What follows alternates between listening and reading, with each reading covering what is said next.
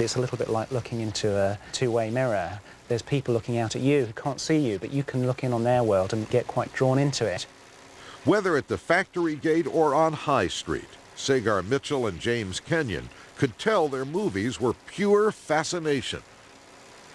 All they had to do was look into the eyes of their beholders. Today we're all used to seeing cameras and digital image and it's everywhere. But then it was a completely new thing, and their reaction on screen when they see the camera for the first time is one of well, they just stop and stare. It's extraordinary. Sometimes Mitchell, from behind the camera, would shout or wave to get someone to look at the camera. Several times Kenyon is caught on camera in among the crowd, urging people to move it along. Among Mitchell and Kenyon's natural advantages were the facts of life during the Edwardian era. Families tended to be very large, and living quarters, especially among the working classes, very cramped. And so much of life was actually lived here, out on the street.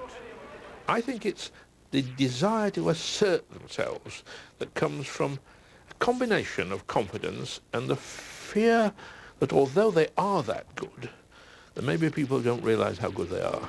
And therefore they've got to demonstrate they stand for something, they believe in something. They're getting enough money in their pockets to give them that confidence. They increase in the standard of living of the working classes. Working people had money, and so did their hometowns, as the rising economic tide of the Industrial Revolution spread its benefits across downtown buildings and shop windows. These films do remind us of a time when British city, particularly British provincial cities, had an aesthetic quality that perhaps they're less associated with nowadays. This is the high watermark of the British shopping high street. It's become the centre of the towns by then. The shopping area is where people congregate, it's what defines them, it's what makes them believe they're part of a great empire and part of a great society. Edwardian high streets weren't just busy and beautiful, they were becoming more dangerous. Some of the street scenes we see in some of the Mitchell and Kenyons seem very chaotic to us today, don't they? There's a certain innocence to that when you have horse-drawn carriages, and when you bring highly dangerous motorized vehicles in, yeah, then you need some sort of control factor, don't you? All of a sudden we get electric trams, which transformed the urban transport networks of the whole country. There wasn't a major town or city in the land that didn't have electric trams.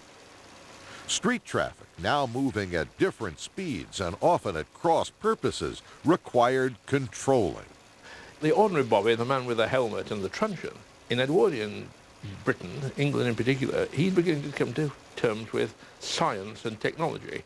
The streetwise team Mitchell and Kenyon picked up on the new visibility of police. 10 years before the Keystone Cops, they featured the policeman as the fall guy. All you actually see on the footage is what appeared to be a pair of rugger socks and feet sticking out of the water. Some locals persuade the bobby to crawl out on a scaffolding plank to these feet, pull them out. As he pulls them out of the water, the words rats, which equates to fool you, is seen, and they let go of the plank so the bobby falls into the water.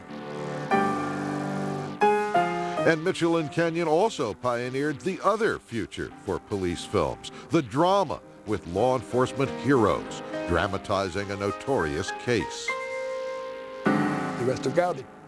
Mitchell and Kenyon read about this in the papers, got in their car, went over to Liverpool, to Berry Street, where this man had lived in digs.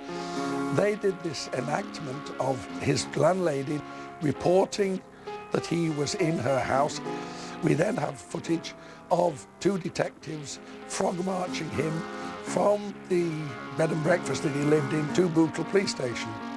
Mitchell and Kenyon shaped not just movies, but professional sports. You see their influence every time a college football game telecast is about to begin. The Texas Longhorns into the Rose Bowl. It is remarkable how much of the look of sports today is reflected in films made 100 years ago. More on that when we come back.